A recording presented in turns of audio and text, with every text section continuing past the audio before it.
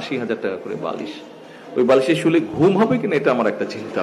আমার একটা বালিশের প্রবলেম আছে, আমার বালিশই আমার হতে হবে। আমি লন্ডনে যেটা ব্যবহার করতাম ওটা সাথে করে নিয়ে এসেছি, তো বালিশ আমি কিনিনি ঢাকায়। তবে 1,500-2,000 টাকার বেশি নিশ্চয়ই হবে না। বাংলাদেশে কিছুদিন আগে গত এক যুগ মানে বিশেষ করে 2008 সালের পর থেকে অনেক বড় বড় প্রজেক্ট হয়েছে।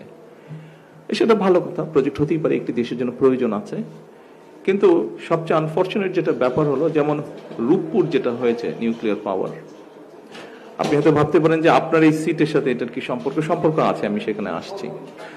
রূপপুর পাওয়ার আপনারাও জানেন, অনেকেই হয়তো জানেন, সবাই না জানলে, যে আমাদের পার্শ্ববর্তী দেশ ইন্ডিয়াতে সিমিলার সর্ট অফ একটা পাওয়ার স্টেশন হয়েছে। খুব সম্ভবত তারা এবার 14,000 কোটি টাকা, কি 14 থেকে 15,000 কোটি টাকার মধ্যে সেটা করেছে তারা। আনফর্চুনেটলি আমাদের এটার খরচ পড়ছে 96,000 কোটি টাকা, 3 গুণ বেশি খরচ পড়ছে, মানে আরো বিভিন্ন খরচ আছে এগুলা নিয়ে। এখন আপনি চিন্তা করে দেখেন, এই টাকাটা কিন্তু আপনারা যারা এখানে উপস্থিত আছেন, আমরা যারা এখানে সকলে এই ঘরে উপস্থিত আছি, প্রত্যেকটা মানুষের কাঁধের উপরে কিন্তু এই বোঝাটা এসে পড়েছে। পত্রিকা আমরা বিভিন্ন নিউজ দেখেছি 5 তারিখের পরে, যে এটার টাকা কোথায় গেছে, কি হয়েছে, বাড়তি টাকা। সেটার বালিশ কেনা হয়েছে, এই গল্প কয়েকদিন ধরে পত্রিকায় আসছে, দেখেছি 80,000 টাকা করে বালিশ। ওই বালিশের শুলে ঘুম হবে কিনা এটা আমার একটা চিন্তা। তো 80,000 টাকা বালিশের দাম। আমি ঢাকা এসে পরে বালিশ কেনা হয়নি, বিকজ আমি যে বালিশটা, আমার একটা বালিশের প্রবলেম আছে, আমার বালিশই আমার হতে হবে। আমি লন্ডনে যেটা ব্যবহার করতাম ওটা সাথে করে নিয়ে এসেছি, তো বালিশ আমি কিনিনি ঢাকায়।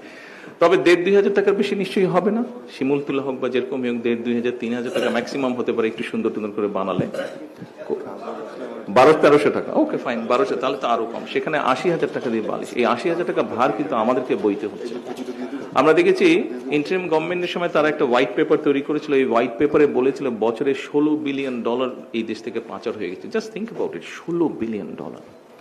এই $16 বিলিয়ন যদি দেশে থাকতো প্রতি বছর, আমরা কিন্তু আপনার এই সিটের সমস্যার সমাধান করতে পারতাম। সেটা লাইব্রেরিতে হোক, সেটা আপনাদের আবাসনের সমস্যাই হোক, সেটা আপনাদের হলে যারা থাকেন তাদের খাবার সমস্যা, অনেকাংশেই আমরা করতে পারতাম। সো প্রতি বছর যদি আপনি 10 বছর ধরেও $16 বিলিয়ন পাচার ধরেন, তাহলে 10 বছরে কত $1 বিলিয়ন পাচার হয়ে গিয়েছে।